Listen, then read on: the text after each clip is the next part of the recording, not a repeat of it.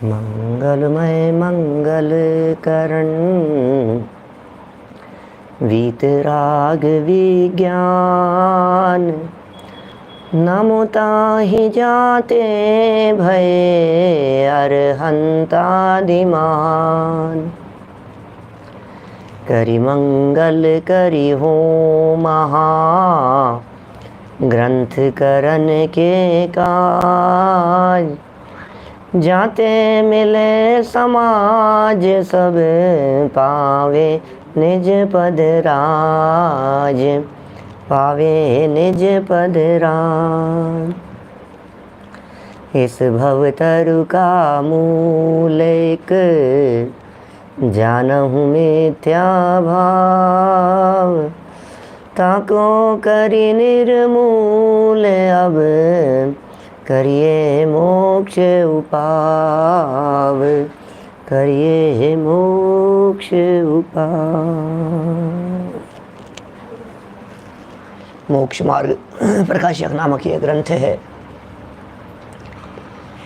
पंडित प्रवर टोडरमल जी साहब की अनुपम रचना और निश्चयवासी जीवों की भूल बताते हुए यहाँ कई तरह की बातें कह दी थी।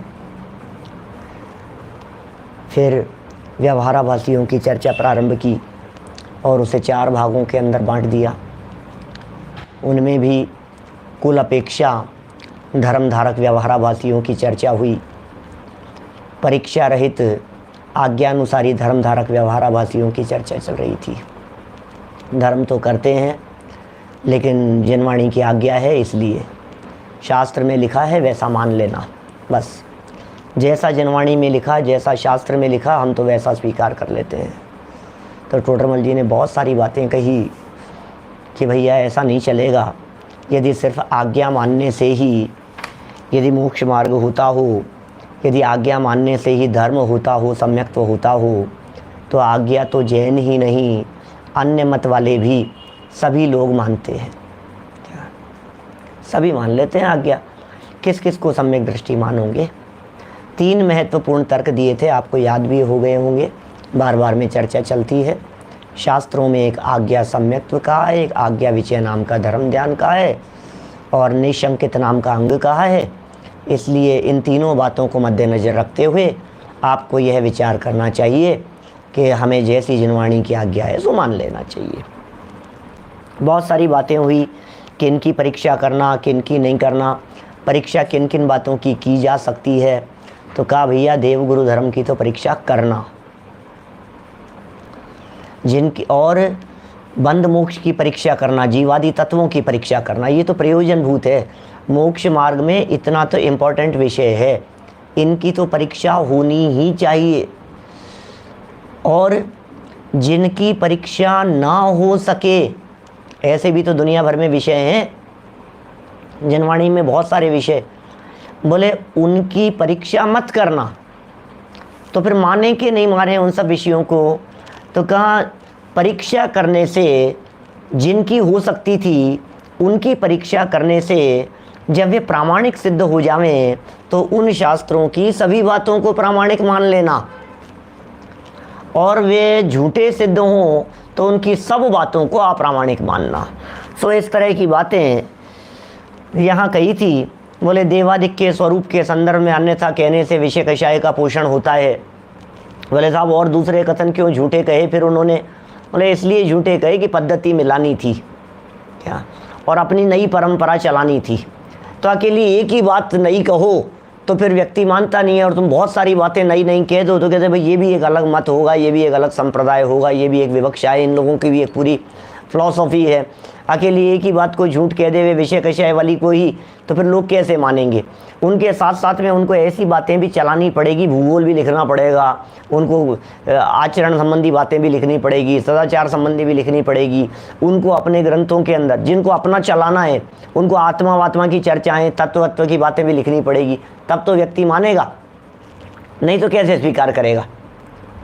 तो बहुत तरह की बातें यहाँ पंडित जी साहब ने कह दी। और ये कहा, कल हमने जो चर्चा की थी आपके बीच में कि भैया सुन, यदि परीक्षा करेगा तो तुझे जैन मत ही सच्चा भाषित होगा। बात खत्म। तो सब अन्यथा भाषित हो जाए तो बोले होता ही नहीं है। उत्तरमाला को बदलने की ज़रूरत नहीं है, अपने द्वारा लिए गए निर्णय को वापस चेक करने की ज़रूरत है, अपने द्वारा की गई परीक्षा को वापस चेक करने की ज़रूरत है। तो चेक कर ले, सब चीज़ बराबर ख्याल में आ जाएगी। देखिए अंतिम वाक्य जो था 217 पेज पर पहली लाइन जो कल हमने पढ़ा, अंतिम वाक्य कल पढ़ा हुआ लाइन तो पहली है 217 पेज की। लोक में भी किसी प्रकार परीक्षा होने पर ही पुरुष की प्रतीति करते हैं। बस किसी भी पुरुष की प्रतीति, किसी भी व्यक्ति की प्रतीति, किसी कर्मचारी की प्रतीति, सर्वेंट की प्रतीति, उसके ऊपर विश्वास, अपने हस्बैंड पर विश्वास, वाइफ के ऊपर विश्वास, पड़ोसियों के ऊपर विश्वास, मित्रों के ऊपर विश्वास, जिस के ऊपर आप विश्वास, प्रतीति माने होता है विश्वास, प्रतीति माने होता है श्रद्धा, प्रतीति माने है भरोसा, विश्वास। अब किसके ऊपर प्रतीति की जावे? बोले जो पुरुष प्रामाणिक हो, जो तर्क की कसौटी पर कस लिए गए हों, फिर उनकी बातों को प्रामाणिक मान लिया जाता है। तो लोक में ये कथन बहुत प्रसिद्ध है, कथन भले ही प्रसिद्ध नहीं हो लेकिन यह व्यवहार प्रसिद्ध है कि परीक्षा होने पर ही पुरुष की प्रतीति होती है। ये बहुत प्रसिद्ध बात है। परीक्षा करो, निर्णय कर लो। हमने परखा है, जांचा है, ठीक है। आप किसी दुकान से कोई चीज़ लेकर के आते हो तो ऐसे ही थोड़ी ना विश्वास बन जाता है उस दुकान का।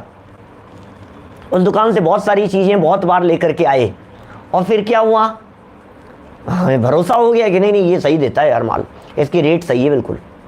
पहले 2-4 बार आपने उसकी रेट को दूसरे की रेट के साथ में कंपैरिजन करके देखा, तुलना की, यहाँ क्या रेट आ रही है, वहाँ की क्या रेट है। फिर जब आपने कंपैरिजन कर लिया और आपको भरोसा हो गया, अब बोले अब कोई चक्कर नहीं है, अब तो बस सीधा जाते हैं, भैया पैक कर देना, तुम जो लगाओगे हमें मालूम है तुम सही लगाओगे, क्योंकि विश्वास हो गया। तो परीक्षा होने पर पुरुष की प्रतीति होती है।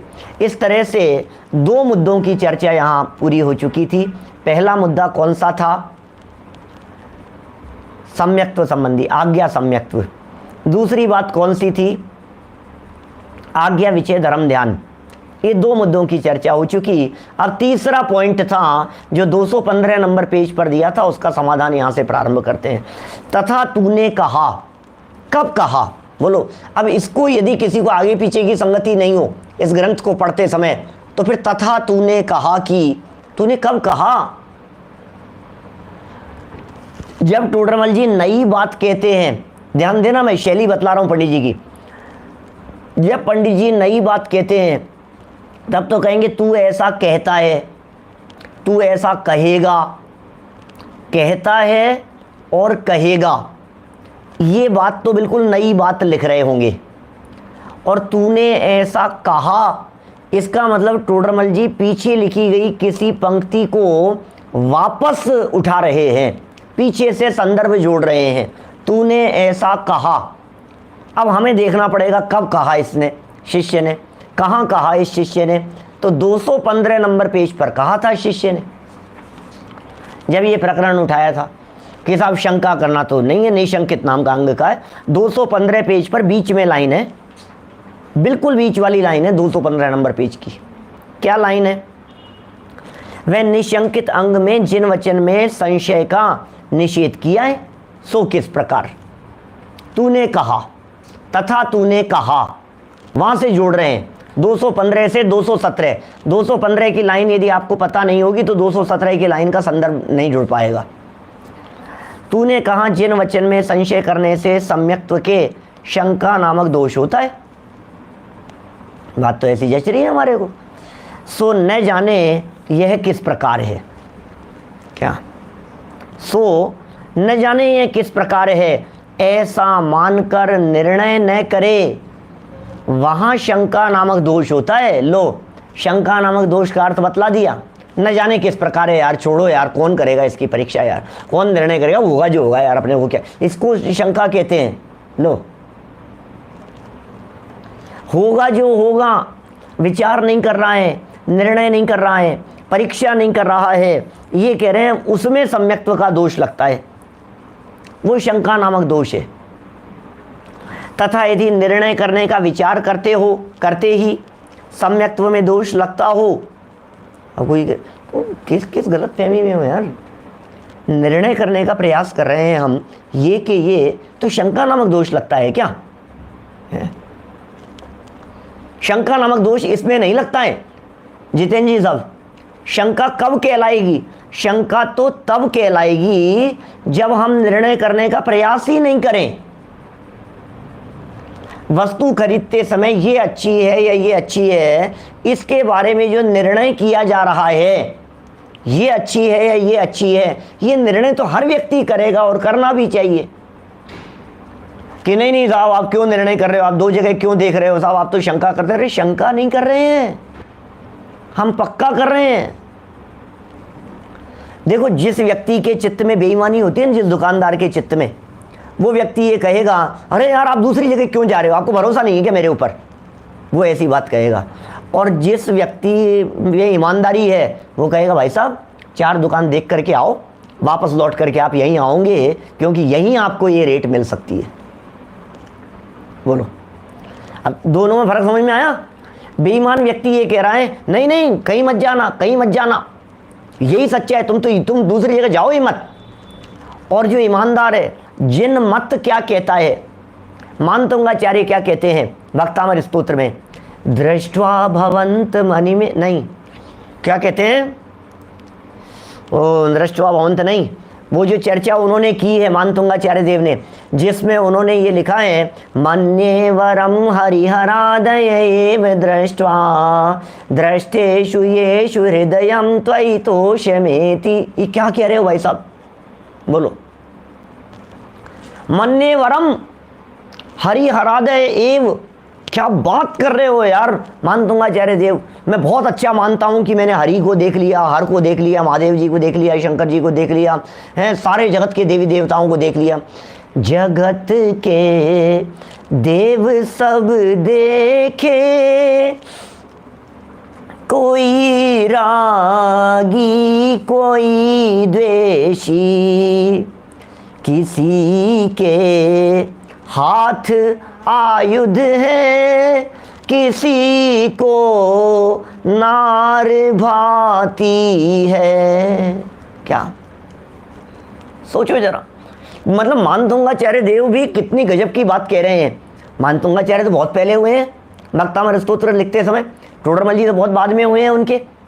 तो क्या लिख रहे हैं, मन्येवरम हरिहरादय एव दृष्टा दृष्टेषु येषु हृदयम त्वयि तोषमेति। क्या कह रहे हो भाई साहब, बहुत अच्छा हुआ कि मैंने उनको पहले देख लिया। उनको देखना अच्छा कह रहे हो कि हाँ, और देखना हो तो तुम सब देख आओ, सारे जगत में घुमाओ, सारे जगत के देवी देवताओं की शरण में जाओ, जहाँ जहाँ तुम्हें जाना है जा करके आ जाओ। लेकिन हमें पता है जब तुम आकर के जिनेंद्र देव को देखोगे तब क्या कहोगे, फिर ये कहोगे दृष्टा भवंत मनिमेष विलोकनीयम, कि भाई साहब हे जिनेंद्र देव, आपका रूप, आपका स्वरूप, आपका सौंदर्य ऐसा दिखाई देता है कि निगाह नहीं हटती चेहरे से। बोलो, फिर ऐसा स्वरूप दिखेगा। तो अच्छी बात तो ये है ना, आप देख लो भाई साहब, आप निर्णय करो। निर्णय करने के लिए मना कर रहा है, परीक्षा के लिए मना कर रहा है, विचार करने के लिए मना कर रहा है, इसका मतलब कहीं ना कहीं भीतर में खोट है, कहीं ना कहीं तुझे घबराहट है ये पार्टी चले नहीं जाए, ये दूसरे के पास में नहीं चला जाए। यहाँ क्या कह रहे हैं, बोलो? टोडरमल जी साहब ने क्या कहा, भाई साहब यदि निर्णय करने का विचार करते ही सम्यक्त्व में दोष लगता हो तो हम तुम्हारे सामने एक आगम प्रमाण प्रस्तुत कर रहे हैं। क्या? अष्ट सहस्त्री में, मालूम है अष्ट सहस्त्री आचार्य विद्यानंदी की लिखी हुई है। अष्ट सहस्त्री न्याय शास्त्रों में बहुत महत्वपूर्ण स्थान है अष्ट सहस्त्री का। जटिल भी बहुत है, इतनी जटिल है कि दादा बतलाया करते हैं डॉक्टर भारल जी कि जब ये अष्ट सहस्त्री ग्रंथ हमारे कोर्स में थे, पढ़ते थे हम लोग किसी ज़माने में, तब हम इसे कष्ट सहस्त्री कहते थे। कष्ट, पता ही नहीं लगता था क्या कहना चाह रहे हैं, कहाँ से बात शुरू हुई है और कहाँ ख़त्म हुई, जाने क्या कहना चाहते। तो अष्ट सहस्त्री में बहुत महत्वपूर्ण वाक्य है, याद कर लेना। वाक्य ही याद कर लेने योग्य है। आज्ञा प्रदानी से परीक्षा प्रदानी को उत्तम कहा है। लेकिन प्रश्न है हमारा तुमसे कि ये परीक्षा प्रदानी को उत्तम क्यों कहा है? एक व्यक्ति तो आज्ञा मानने वाला, एक व्यक्ति परीक्षा करने वाला। आज्ञा मानने वाले से परीक्षा करने वाला श्रेष्ठ है, क्यों? आखिर ये बतलाओ। आज्ञा मानने वाले से परीक्षा प्रदानी को श्रेष्ठ कहाँ है? क्यों कहाँ है? क्योंकि जो व्यक्ति सिर्फ और सिर्फ आज्ञा मानता है वो व्यक्ति उसकी गहराई में नहीं जा रहा है। वो उस व्यक्ति के निर्णय को कोई भी व्यक्ति बदल सकता है। दूसरा व्यक्ति आ जाएगा कोई श्रेष्ठ, तो कह देगा मैं तो इसकी आज्ञा मानूंगा भाई साहब, फिर कहते मैं इसकी आज्ञा मानूं। अरे किसकी मानना आज्ञा? आज्ञा तो बहुत तरह की है भाई साहब।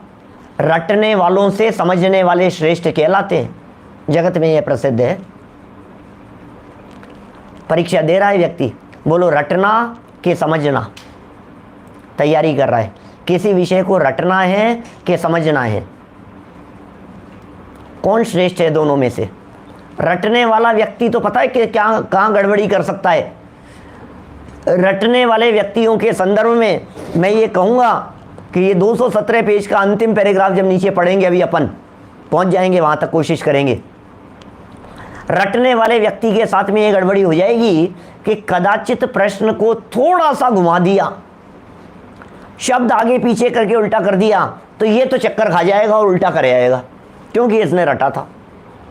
और जो समझदार व्यक्ति होगा वो समझदार व्यक्ति गड़बड़ी नहीं करेगा, क्योंकि उसने विषय को समझा है। कदाचित हो सकता है रटने वाले के नंबर ज़्यादा आ जाएं और समझने वाले के नंबर कम आए, ये भी संभव है। बोलो, ये भी हो सकता है।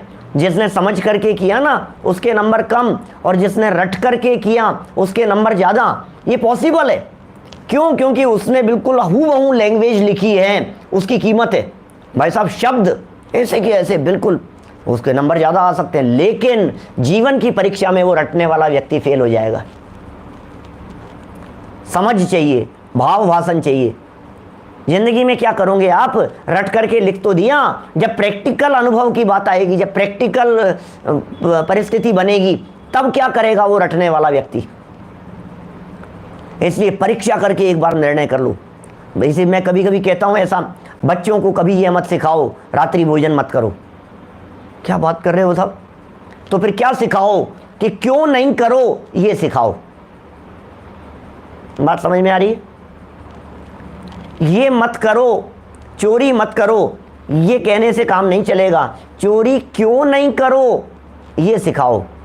तर्क की कसौटी पर कस करके सिखाओ, न्याय से सिखाओ, युक्तियों से सिखाओ, परीक्षा करके सिखाओ, निर्णय करने के लिए सिखाओ। बच्चों को सिखाने की बात कह रहा हूँ। नहीं तो क्या होगा, आपने आज्ञा प्रदानी बना दिया, नहीं नहीं बेटा तेरे को कह दिया ना ऐसा करना, नहीं नहीं बेटा तेरे को बता दिया ना, अपन ऐसा करते हैं, बस तेरे को बोल दिया, ज़्यादा पूछना नहीं। आज के बच्चे भाई साहब बहुत तार्किक हैं, युक्ति से बात करेंगे। वो कहेंगे क्यों, लेकिन आप कहेंगे नहीं नहीं बस कह दिया, तो ठीक है कोई बात नहीं। आपके दबाव में आकर के 4-6 दिन, महीना 2 महीना, 2-4 साल वो नहीं खाएगा, नहीं करेगा गलत काम, लेकिन उसके बाद में हमने ऐसे बहुत परिवार देखे हैं, क्या बहुत जगह देखा है हमने ऐसा। इसलिए कह रहे हैं संस्कारों की दृढ़ता के लिए, आपने जो संस्कार दिए हैं उनकी दृढ़ता के लिए ज्ञान चाहिए। लॉजिकली समझाओ उनको, उनके दिमाग में यदि आपने बात को सेट कर दी तो फिर ठीक है, अब उनको विचलित नहीं होंगे वो। परीक्षा, आज्ञा से परीक्षा प्रदानी श्रेष्ठ कहाँ है? अग्नि गर्म है, आज्ञा से मान लिया उसने, कभी भी धोखा खा जाएगा। तुम्हें एक बार परीक्षा करा दो, ले इधर आ, इधर आ, तू इधर आ, इधर आ, कि नहीं क्या हुआ, क्या हुआ, नहीं नहीं तू इसको टच कर, नहीं तू कर ले, एक बार टच कर ले, टच करा दिया उसको। अब क्या हुआ? अब जीवन भर के लिए समझ गया कि अग्नि कैसी गर्म होती है, जल जाऊंगा मैं। ये जो परीक्षा एक बार हो गई है, अब इसको कोई व्यक्ति विचलित नहीं कर सकता। अब दुनिया में कोई भी व्यक्ति आकर के उसको बड़े से बड़ा समझाने वाला आ जाए, वो ये कहे कि अग्नि ठंडी होती है, नहीं मानेगा। क्योंकि परीक्षा, आज्ञा क्या थी? सिर्फ वचन से कहना वो है आज्ञा। और परीक्षा क्या है? परीक्षा है खुद ने उसके बारे में निर्णय किया परीक्षा करके। परीक्षा हुई फिर निर्णय हुआ। परीक्षा माने अनुभव के कसौटी पर कसकर, परीक्षा माने युक्ति तर्क से कसौटी पर कस करके हमें भरोसा हो गया है अब। क्या जैसे सच में ये करंट लगा हो वही समझ सकता है, जिसे करंट लगा होगा वही जानेगा कि वास्तव में करंट क्या होता है। और जगत में एक कहावत है ही राजेश जी, दूध का जला हुआ छाछ को भी फूंक फूंक कर पीता है। देखिए तो शास्त्रों में क्या लिखा है, अष्टशास्त्री में क्या लिखा है? आज्ञा प्रदान से परीक्षा प्रदान को उत्तम कहा है। प्रच्छना आदि स्वाध्याय के अंग कैसे कहे? ये बहुत बड़ी प्रॉब्लम हो जाएगी। ये कह रहे हैं प्रच्छना ये स्वाध्याय का अंग का है। आप जानते हैं स्वाध्याय के 5 अंग हैं, वाचना, प्रच्छना, अनुप्रेक्षा, आमनाय, धर्मोपदेश। सुने ये 5 शब्द स्वाध्याय के 5 अंग हैं। वाचना, सबसे पहले तो पढ़ो। वाचना, वाचना हो रही है, वांचते हो कि नहीं? पुराना शब्द है, पुरानी भाषा है। आप शास्त्र वांचते हो कि नहीं? क्या वो शास्त्र वांच रहा है? वांच रहा है मतलब पढ़ रहा है। और आजकल तो वाचनाएं होती है इस तरह की। वाचनाओं में क्या होता है? समय सार वाचना हो रही है, कहीं घूमट सार वाचना हो रही है, कहीं धवला वाचना हो रही है। इस तरह की वाचनाएं कई हर साल 2 साल के अंदर एक आध बार इस तरह के प्रसंग सुनने को मिल जाते हैं। वाचना हो रही है, सब वाचना हो रही है। मतलब वहाँ क्या करेंगे? वहाँ ग्रंथ सामने रख करके पढ़ेंगे, इसका नाम है वाचना। फिर क्या सेकंड नंबर क्या है? प्रच्छना, पूछना। स्वाध्याय है, स्वाध्याय। अकेले पढ़ने का नाम ही स्वाध्याय नहीं है, पूछने का नाम भी स्वाध्याय है। फिर चिंतन करने का नाम भी स्वाध्याय है। अनुप्रेक्षा नाम दिया तीसरे नंबर पर, अनुप्रेक्षा। आमनाय, घोलन चल रहा है उसका, पाठ कर रहा है उसका, बार बार में उसको दोहरा रहा है, इसका नाम है आमनाय। और जब अंदर में पक्की हो गई ये सारी बातें, फिर दिया धर्मोपदेश, ये भी स्वाध्याय है। ये उपदेश देना भी स्वाध्याय है। आप सोचो यदि अकेले पढ़ने का नाम ही स्वाध्याय हो तो 2000 वर्षों का इतिहास है जैन परंपरा के शास्त्र लेखन का। 2000 वर्षों के पहले शास्त्र लेखन नहीं था। अब क्या करें बोलो? शास्त्र लेखन नहीं था 2000 वर्षों के पहले। इसका मतलब उसके पहले क्या श्रावक नहीं होते थे? क्या उसके पहले स्वाध्याय नहीं होता था? वाचना तो नहीं कर सकता था क्योंकि लिखा ही नहीं है, तो पढ़ेंगे कैसे? लेकिन ये जो अनुप्रेक्षा, आमनाएं हैं, ये सब चलता था। चर्चाएं चलती थी, वार्तालाप चलते थे, इसलिए वो स्वाध्याय के अंतर्गत आएगा। उनके भी स्वाध्याय होता था। क्यों बोलो?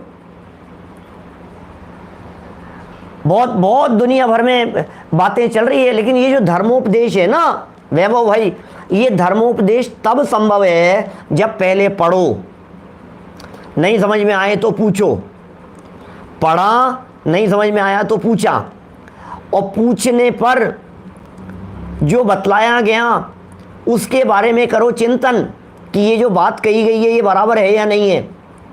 और तर्क युक्ति की कसौटी पर कसकर आगम से मिलाने पर ये बात सच्ची प्रतीत हो अनुप्रेक्षा में, फिर करो, उसको याद करो, दिमाग में सेट करो, पक्का करो उस चीज़ को। आमनाए, घोलन चलना चाहिए। ये 4 कसौटी से कसकर जब आपकी बुद्धि आगे बढ़ जाए, क्या तब जाकर के धर्मोपदेश देने का अधिकारी है। कौन व्यक्ति धर्मोपदेश देवे और किससे धर्मोपदेश सुने? हम बोलो। हर व्यक्ति धर्मोपदेश दे रहा है, हर व्यक्ति उपदेश देने को तैयार है। जैसे जो उपदेश दे रहा है, जिसके जो समझ में आ रही है, ऐसे ऐसे लोग मिल जाते हैं, वो ये कहते हैं अरे पंडित जी सब बराबर है, सब कोई सब धर्म बराबर है, सब एक जैसे हैं। ऐसे लोग भी मिल जाते हैं।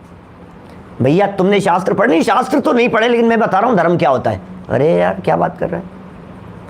कभी तुमने किसी बात का निर्णय कुछ नहीं, मैं बता रहा हूँ ना आपको, यही सच्ची बात है, मैं बता रहा हूँ आपको, ऐसा ही है। अरे भाई कौन सी गलत फहमी में जी रहा है? वाचना, रचना, अनुप्रेक्षा, आमनाएं 4 कसौटी पर कस करके आगे बढ़ेगा, तब जाकर के धर्मोपदेश देने का अधिकारी होगा। उलझ जाएगा नहीं तो। प्रच्छना को स्वाध्याय का अंग क्यों कहा? आपने पूछा कैसे? आपको मेरी बात पर भरोसा नहीं है क्या? बोलो। आपने प्रश्न क्यों किया? प्रश्न करते हो आप, शर्म नहीं आती आपको प्रश्न करते हुए? शंका करते हो आप? अरे भाई, शंका अलग चीज है और जिज्ञासा अलग चीज है, दोनों बातों में फर्क समझना। शंका दोष कहा है, जिज्ञासा दोष नहीं कहा है। जो शंका सम्यक दृष्टि जीव भी कर सकता है, उस शंका को जिज्ञासा समझ लेना। समझने के लिए पूछ लिया गया। बोलो बुरीचा जी, है कि नहीं ऐसा? हमें कोई बात समझ में नहीं आई तो हमने क्या किया? पूछ लिया, उसमें क्या हो गया? लेकिन इसलिए नहीं प्रश्न चिन्ह खड़ा कर दें। ऐसा प्रश्न पूछा, सामने वाले की धज्जियां उड़ा दी। क्या ऐसा प्रश्न पूछा, वो भी चुप हो गया, उसकी बोलती बंद कर दी। हमने ऐसा प्रश्न पूछा तो तुमने बोलती बंद करने के लिए पूछा था। मालूम है, ऐसी बुद्धि और ऐसा आचरण, ऐसी सोच रखने वाले व्यक्ति को परस्त्री सेवन का पाप बतलाया है नाटक समय सार में। पर नारी संग कहकर के पुकारा है उसे, पर नारी संग कहकर के पुकारा है। नाटक समय सार बनारसी दास जी कह रहे हैं पर नारी संग। बोले क्या होता है? बोले पर बुद्धि को परख ही वो। यदि आप दूसरे की बुद्धि को परखने के लिए, पर नारी संग पर बुद्धि को परख ही वो, यदि आप वक्ता को परखने के लिए, झूठा सिद्ध करने के लिए, देखते हैं क्या जवाब देंगे, ये सोचने के लिए यदि आप पूछते हो, तो इसका मतलब आप सूक्ष्म भाव सप्त व्यसनों की बात है, अंतरंग सप्त व्यसनों की बात, ऐसी खोटी बुद्धि कही है। बोलो, तो फिर क्या करना? जो बात समझ में नहीं आए उसे विनम्र भाव से पूछना कि साहब हमें ये समझ में नहीं आ रहा है। वैज्ञानिक लोग तो ये कहते हैं कि सूर्य स्थिर है और पृथ्वी घूम रही है, और आपने आज ये बतला दिया कि मेरु प्रदक्षिणा नित्य गति नृलोके, कि ये जो सूर्य चंद्र आदि जो ग्रह नक्षत्र तारे हैं, तत्वार सूत्र का सूत्र है, उमा स्वामी आचार्य कह रहे हैं मेरु की प्रदक्षिणा दे रहे हैं। सूर्य चंद्रमसो ग्रह नक्षत्र प्रकीर्ण तारकाश्च मेरु प्रदक्षिणा नित्य गति नृलोके तत्कृत है काल विभाग है बहिर्वस्थिता। ये तत्वार सूत्र चौथे अध्याय का सूत्र है ना ये सब। तो यार ये आप जो बात कह रहे हो, ये बात मुझे समझ में नहीं आ रही। कि कोई बात नहीं, समझ में नहीं आ रही है ना, आएगी समझ में, भरोसा रख, हम समझा रहे हैं, हम समझाने का प्रयत्न करते हैं। बोलो, ऐसे जिज्ञासा भाव से आपको जो जचे कि यार भी आलू में जीव पंडित समझ में नहीं आ रहे हैं, क्या बतलाओ। अब आप क्या कर सकते हो? बोलो, समझ में नहीं आ रही, ये बात को जच नहीं रही हमारे को। कोई बात नहीं, हम जचाएंगे आपको। आप चिंता क्यों कर रहे हो? बोलो, आप चिंता नहीं करो, हम समझाएंगे, आपके समझ में आएगी बात। क्या बात कर रहे हो आप समझा दोगे, आलू में जीव सिद्ध कर दोगे? अरे नहीं, हम ये सिद्ध कर देंगे कि जिसने आलू में जीव लिखे हैं अमृत चंद्राचार्य देव, उन्होंने 7 तत्वों के संबंध में देवगुरु धर्म के संदर्भ में सच्ची बातें लिखी है। कि हाँ साहब, वो तो भरोसा है मुझे। तो बोले जिनकी उन बातों में कहीं गड़बड़ी नहीं है, उनकी ये बात भी सच्ची मानना, ये सिखा दिया हमने, बता दिया। भाई साहब, शंका करना क्या और प्रश्न चिन्ह खड़ा करना, इन दोनों में फर्क है। ये यहां कह रहे हैं प्रश्न आदि स्वाध्याय के अंग कैसे कहे? प्रमाण नए से पदार्थों का निर्णय करने का उपदेश किस लिए दिया? ये उपदेश किस लिए दिया है? प्रमाण से निर्णय करो, नए से निर्णय करो, युक्ति से देखो, लक्षण देखो, लक्षणाभास कहीं गड़बड़ नहीं हो जाए। शास्त्रों में लिखी है ये सारी बातें। इसलिए परीक्षा करके आज्ञा मानना योग्य है। परीक्षा करो, आज्ञा मानो। देखो आगे, तथा कितने ही पापी पुरुषों ने अपने कल्पित कथन किए हैं। बहुत मिलेंगे ऐसे पापी पुरुष जिन्होंने काल्पनिक कथन कर दिए हैं और उन्हें जिन वचन ठहराया है। उन्हें जैन मत के शास्त्र जानकर प्रमाण नहीं करना। ऐसा मत समझ लेना कि ये जैन मत के शास्त्र हो गए हैं, प्रामाणिक मत मान लेना। अगला वाक्य पढ़ो पूरा, नीचे तक मैं दो पैराग्राफ पढ़ता हूं ये, क्योंकि बात नीचे है उसको और खोला है। वहां भी प्रमाण आदि से परीक्षा करके नाम लिख दिया महावीर भगवान का, नाम लिख दिया किसी बड़े आचार्य का। ये कह रहे हैं प्रमाण आदि से, प्रमाण से, नए से, लक्षण से, ठीक है ना, इनसे परीक्षा करके वे परस्पर शास्त्रों से विधि मिलाकर, क्या गजब बात कह रहे हैं। एक तो अपन ने प्रमाणाधिक का प्रयोग कर लिया, इस नए से ऐसा, ये बात जो कही है ना, ये इस नए से ठीक है, कोई दिक्कत नहीं है। ये जो आत्मा है ना, यही परमात्मा है कि हाँ ठीक है, परमात्मा होने की योग्यता वाला है, द्रव्य दृष्टि से परमात्मा है, पर्यायों को गौण कर दो तो परमात्मा स्वरूप है। ये विवक्षा समझ में आ गई हमारे को, बात बराबर है। शास्त्रों से विधि मिलाकर, ये बात जो इस शास्त्र के अंदर पढ़ने को मिल रही है, ये बात कहीं किसी और शास्त्र में भी मिलती है क्या? ये जो बात यहाँ ये कुंदकुंदाचार्य देव कह रहे हैं, ये बात किसी और आचार्य ने भी लिखी है क्या? ऐसी बात, इस तरह की संधि मिलाना आपस में, ये जो बात आपको ये फलाने आचार्य जो मिल रहे हैं, क्या इस तरह की कोई बात हमारे यहाँ जिनागम में कहीं और आचार्यों के माध्यम से भी कही गई? तो मिलाओ उसको, संधि मिला करके देखो वे इस प्रकार संभव है या नहीं है जो बात लिख रहे हैं। ऐसा विचार करके यदि विरुद्ध अर्थ हो तो उसको मिथ्या ही जानना। अरे नहीं नहीं साहब, ये तो गड़बड़ है भाई साहब, यहाँ तो गड़बड़ है, विरुद्ध है, ये आगम विरुद्ध बात मिल रही है यहाँ पर, तो फिर गड़बड़ जानना। बोलो, यदि प्रमाण विरुद्ध दिख रही है, पूर्वाचार्यों की परंपरा से मेल नहीं खा रही है। अब देखो, प्राचीनता प्रामाणिकता का आधार नहीं है, ये वाक्य मैंने एक दिन कहा था आपसे।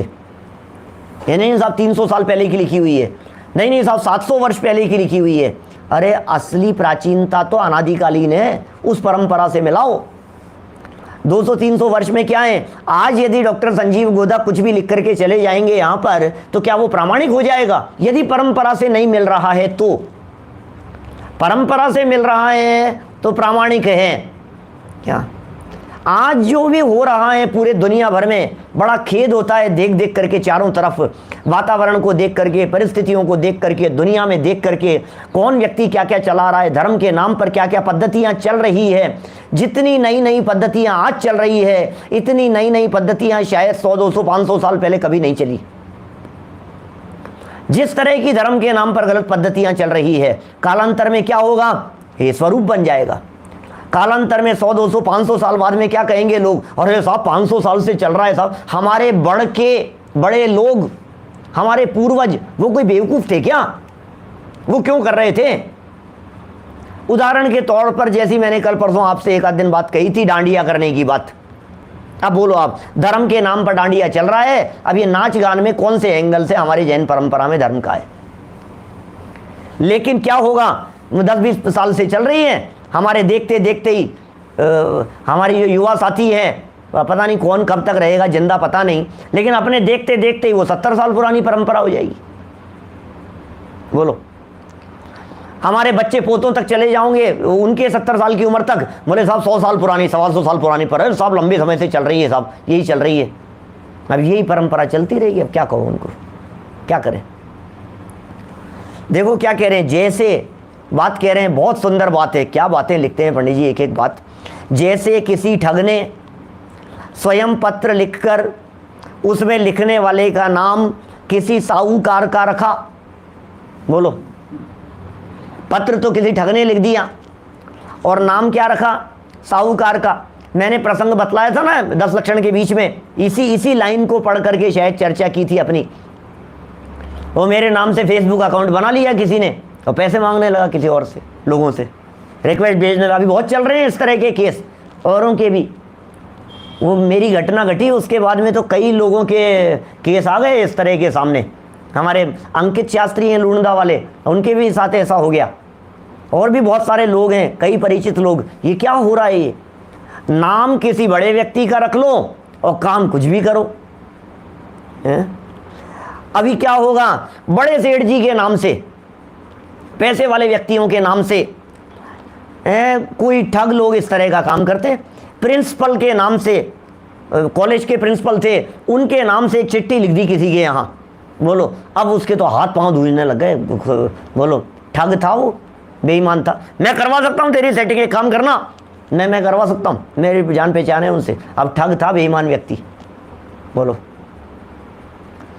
बहुत बातें हैं। उस नाम से क्या,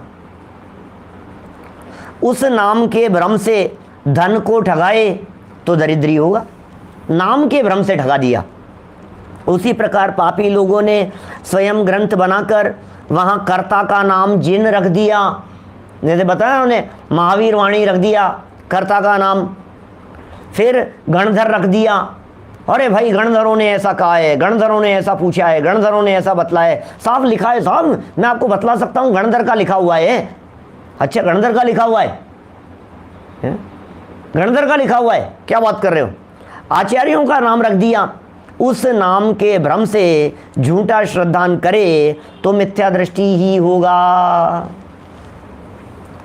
आज कोई भी व्यक्ति एक काम करे, कुंद कुंद आचार्य के नाम से कोई शास्त्र लिख देवे, कोई भी शास्त्र मनगढ़ंत बातें लिखे, उसमें कुछ बातें कुंद कुंदाचार्य की और कुछ बातें इधर उधर की सब लेकर के और ग्रंथ लिख दिया और उस पर पीछे आगे नाम जोड़ देवे कुंद कुंद आचार्य,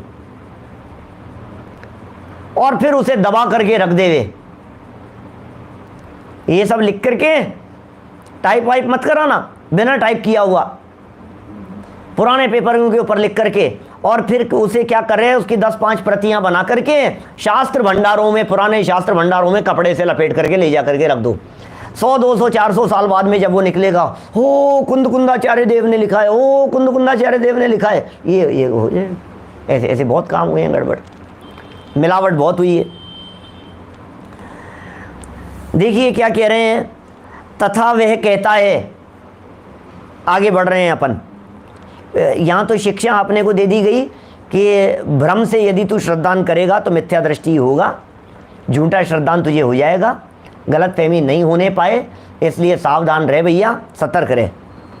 तथा वे कहता है, गोमठ सार में ऐसा कहा है कि सम्यक दृष्टि जीव अज्ञानी गुरु के निमित्त से झूठ भी श्रद्धान करे।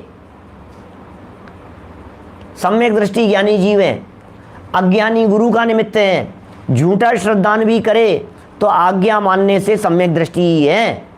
यह कथन कैसे किया, प्रश्नकर्ता का प्रश्न है। बोलो। 27 नंबर गोमठसार जीव कांड की गाथा प्रस्तुत कर दी। सम्माइठी जीवो उवैठम पवयणम तु सदधि सदधि असभावम अजानमाणं गुरु नियोगा। ये गाथा आप लोगों ने पढ़ी है क्या पहले कभी? है? जिन्होंने गोमठसार पढ़ा है उन्होंने तो पढ़ी ही होगी, लेकिन जिन्होंने गोमठसार नहीं पढ़ा है मैं उनसे पूछ रहा हूँ, उन्होंने कभी ये गाथा पढ़ी है क्या? नहीं साहब, हम कहाँ से पढ़ेंगे, तो नहीं पढ़ सकते। सुनो, जो लोग मोक्ष मार्ग प्रकाशक ग्रंथ प्रारंभ से मेरे साथ में पढ़ रहे हैं, मैं उनसे पूछ रहा हूँ। नो कह रहे हो आप लोग, तो नहीं पढ़ी है, नहीं पढ़ी है। हाँ, बहुत सारे लोग तो जो नए जुड़े हैं, जो शुरू से नहीं हैं, उनको तो कहना चाहूँगा तुम शुरू से पढ़ना भैया। मोक्ष मार्ग प्रकाशक ग्रंथ लाइन टू लाइन पहले नंबर प्रवचन से पूरा बराबर सुनना बहुत जरूरी है। बीच में जुड़ गए, कभी कोई सुन लिया, कभी कुछ सुन लिया, इससे पार पड़ने वाली नहीं है। ग्रंथ का आद्योपांत स्वाध्याय चाहिए। अब मैं बतला रहा हूं आपको, क्या बता रहा हूं, पेज नंबर 13 है यही ग्रंथ, मोक्ष मार्ग प्रकाशक ग्रंथ। 13 नंबर पेज निकालो, क्या लिखा है बोलो। गाथा ही दिख गई क्या आपको लिखी हुई 13 नंबर पेज पर? मिल गई गाथा? हाँ, आपने पढ़ी थी क्या? हाँ, पढ़ी तो थी। आगे पाठ और पीछे सपाट, यही गाथा है, पढ़ी है। अब मिल गया आप सबको, इसमें ही पढ़ी है, इसी ग्रंथ में पढ़ी है। वहां टोडरमल जी ने ये कहा था, 13 नंबर पेज पर जो चर्चा चली थी उसमें प्रसंग दूसरा था। उसमें तो टोडरमल जी ने कहा था कि सम्यक दृष्टि ज्ञानी जीव है और कोई बात नहीं, कदाचित ऐसा भी हो जाए तो चलेगा, सम्यक दर्शन उसका बना रहेगा। लेकिन पता है कौन सी बातों के संदर्भ में कहा था? वही भूगोल संबंधी बातों के संदर्भ में, करणानुयोग संबंधी इधर उधर की बातें हो, मान लो कुछ भी, हमने पढ़ी है, देखी है। किसी ने कह दिया सम्यक दृष्टि ज्ञानी जीव है, और किसी ने उससे कहा कि अच्छा सुनो, किसी अज्ञानी गुरु ने ये कह दिया, किसी अज्ञानी गुरु ने इस प्रकार की बात कह दी किसी सम्यक दृष्टि ज्ञानी जीव को, नादान अज्ञानी व्यक्ति था। आपको पता है ये जो सूर्य होते हैं ना, ये सूर्य कितने होते हैं? बोले 70 होते हैं। अच्छा बोलो 70 होते हैं, ठीक है होते होंगे। अब सम्यक दृष्टि जीव ने मान लिया उसको, तो मान लिया तो क्या वो मिथ्या दृष्टि हो जाएगा क्या? माने जिस बात को कहा गया है उस बात को जैसे कि तैसे मान लिया क्या, तो अब मिथ्या दृष्टि नहीं हो जाएगा? क्योंकि वे कौन सी बातें हैं? अब ये अज्ञानी गुरु है, ग्रहित मिथ्या दृष्टि गुरु है, कोई बात कह दी, हाँ ठीक है भाई हो सकता है, मुझे नहीं पता, हो सकता है, मान लिया मैंने श्रद्धा, हाँ हो सकता है, मान लिया। तो टोडरमल जी ने ये बात 13 नंबर पेज पर लिखी, इससे कोई मिथ्या दृष्टि नहीं हो जाता। इस बात को सिद्ध करने के लिए 13 नंबर पेज पर लिखी थी ये गाथा। और यहाँ जो 217 नंबर पेज पर इसी गाथा को कोट किया है, यहाँ शंकाकार के मुंह में रख दिया। यहां शंकाकार के मुंह में रख दिया। बोलो क्या रख दिया शंकाकार के मुंह में? शंकाकार के मुंह में रख करके बिल्कुल स्पष्ट शब्दों में कह दिया कि सुनो भाई, तो फिर आज्ञा की बात कहिए ना, आज्ञा मान लो, आज्ञा मान लो तो भी सम्यक दृष्टि बना रहता है, आज्ञा मानने से भी सम्यक दृष्टि बना रहता है। ओ भाई साहब क्या कह रहे हैं आप? सुनो जरा, आज्ञा मानने पर सम्यक्त्व की चर्चा की है, घूमट सार में की है, लेकिन वहाँ कौन सी आज्ञा को मानने की बात कही है? बहुत महत्वपूर्ण बात सुनो, जो प्रत्यक्ष अनुमान आदि गोचर नहीं है उनको आज्ञा से मानना, ठीक है ना? जमी कंद में अनंत जीव हैं, इसे आज्ञा से मानना, क्योंकि प्रत्यक्ष गोचर नहीं है, अनुमान गोचर नहीं है, मान लेना आज्ञा से। और सूक्ष्म पने का जिनका निर्णय नहीं हो सकता, निर्णय ही नहीं हो सकता भाई साहब इस बात का, तो मैं क्या करूं? उनकी अपेक्षा यह कथन है, इनकी अपेक्षा से यह कथन है, सूक्ष्म बातें हैं, इनका निर्णय हो नहीं सकता है, इसलिए ठीक है जैसी आज्ञा है मान लिया। करणानुयोग की बातें, प्रथमानुयोग की बातें हैं, ऐसा हुआ था, ठीक है साहब मान लिया हमने। इतने रत्न बरसे थे कि ठीक है मान लिया। अब कौन गिनेगा कितने रत्न बरसे थे? बोलो। चरणानुयोग की बातें हैं, करणानुयोग की बातें हैं, प्रथमानुयोग की बातें हैं, इन 3 अनुयोगों की बातों में मुख्य रीति से आज्ञा प्रदानी कहा गया है। परंतु मूलभूत देव गुरु धर्मादिक तथा तत्वादिक का अन्यथा श्रद्धान होने पर तो सर्वथा सम्यक्त्व रहता नहीं है, यह निश्चय करना। यह मूलभूत विषय है। टोडरमल जी ने कितनी जगह पर यह बातें कही है। 13 नंबर पेज जो अभी कहा ना, वहां भी देखना, वहां भी ये बात लिखी। अभी 2 दिन पहले जो अपन ने चर्चा की थी, किन का निर्णय करना है, किन की परीक्षा करनी है, 216 नंबर पेज का समाधान, ऊपर से 6ठी 7वीं लाइन, 7वीं लाइन, मोक्ष मार्ग में देव गुरु धर्म जीवादिक तत्व बंध मोक्ष मार्ग है, प्रयोजन भूत है, इनकी परीक्षा करना, ये प्रयोजन भूत है। आगे चल करके फिर कहेंगे यही प्रयोजन भूत है।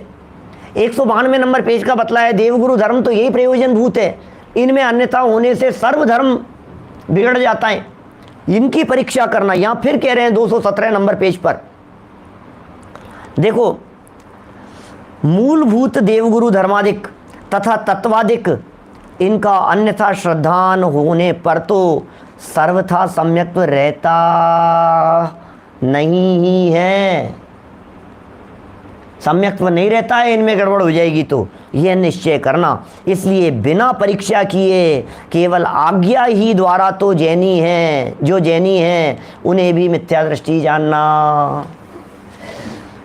बिना परीक्षा किए हुए, बोलो, पेज नंबर 78 पर भी है कि परीक्षा करना। 78 पर कौन सा प्रकरण है मालूम आपको? प्रयोजन भूत अप्रयोजन भूत वाला प्रकरण है। कौन प्रयोजन भूत है, कौन अप्रयोजन भूत है, निर्णय करो इन सब बातों का। आपने परीक्षा नहीं की और सिर्फ आज्ञा से स्वीकार कर लिया तो भी मिथ्या दृष्टि है, सिर्फ आज्ञा मानने वाले। कल बतलाया था ना, चर्चा चली थी इस तरह की, आज्ञा मानने का सही अर्थ क्या समझना। आज्ञा मानने का सही अर्थ समझना कि पहले परीक्षा करो, परीक्षा की कसौटी पर कसो, और परीक्षा की कसौटी पर कस करके जब निर्णय पर पहुंच जाओ फिर कहो कि ये जिनदेव की आज्ञा है इसलिए मैं मान रहा हूं। इसका नाम आज्ञा प्रदानी है। परीक्षा करके आज्ञा को मानना, जो व्यक्ति परीक्षा किए बिना आज्ञा को मानता है वो व्यक्ति भी सच्चा आज्ञाकारी नहीं है, क्योंकि वचन का भाव नहीं समझा, वचन का मर्म नहीं समझा, उसको आज्ञाकारी नहीं कहते हैं। आज्ञाकारी जैसे मैंने बताता हूं ना, कई बार ऐसे नए चक्र पढ़ाते समय, अपेक्षा समझाते समय, बच्चा देर से घर आया और माने का चले जा तू तो नालायक, 1 शो और दे के आता। अब बताओ आज्ञा प्रदानी बने कि परीक्षा प्रदानी बने? क्या करे? आज्ञा प्रदानी हो, ठीक है मम्मी आप कह रहे हो 1 शो और देख करके आने के लिए, ठीक है 200 रुपये दे दो, शो दे के आता हूं। नालायक, ज्यादा आज्ञाकारी बन रहा है। आप ही ने तो कहा था, फिर ज्यादा आज्ञा, ज्यादा होशियार है क्या तू? आज्ञाकारी बन रहा है। तुम तो क्या करना था? आप ही तो कह रहे हो, आप ही ने तो कही है बात। अरे भाई परीक्षा करके आज्ञा मानना। परीक्षा कैसी की है कि मम्मी बिना आज्ञा के पिक्चर देखने जाने के लिए निषेध करती है। देर से आया हूं, ये मम्मी के चित्त को बात जच नहीं रही है, मां नाराज है इस बात से। परीक्षा करके निर्णय किया, अब क्या करना? नहीं नहीं नहीं, कह रही है चले जा, और मानना क्या? अब नहीं जाऊंगा। इसका नाम है आज्ञा मानना। चले जा कहने पर भी नहीं जाऊंगा ऐसा कहना, इसका नाम है आज्ञा मानना। परीक्षा पूर्वक आज्ञा मानी जाती है क्या? बिना परीक्षा की आज्ञा नहीं होती है सच्ची। नीचे इतना सुंदर प्रकरण दिया है, कल ही करेंगे चर्चा, पढ़ देता हूं, है ना। बहुत गजब की चर्चाएं हैं। कितने ही परीक्षा करके भी जैनी होते हैं, परंतु मूल परीक्षा नहीं करते। दयाशील, तप, संयम आदि क्रियाओं द्वारा वह पूजा, प्रभावन आदि कार्यों से, वह अतिशय चमत्कार आदि से, वह जिन धर्म में इष्ट प्राप्ति होने के कारण जिन मत को उत्तम जानकर प्रीतिवंत होकर जैनी होते हैं, सो अन्य मत में भी ये कार्य तो पाए जाते हैं। इसलिए इन लक्षणों से तो अति व्याप्ति पाया जाता है। गजब की बातें हैं, इतनी सूक्ष्मता में जाकर के बात कर दी है पंडित जी साहब ने, इतनी गजब की बातें कह दी है। धर्म क्या है? जैन धर्म। बोले साहब उपवास कर लो, ये जैन धर्म है, धोखे में रह जाएगा। कल करेंगे इन बातों की कितनी गहराई से और कितनी सूक्ष्म चर्चाएं आने वाली है, इसका अंदाजा लगाने के लिए मैंने ये पैराग्राफ पढ़ दिया है। कल विशेष बातें गहराई से करेंगे। निज निधि निज में बताई, यह अनंत उपकार है, उसके लिए जिन वाणी माँ को वंदना शतबार है, वंदना शतबार है।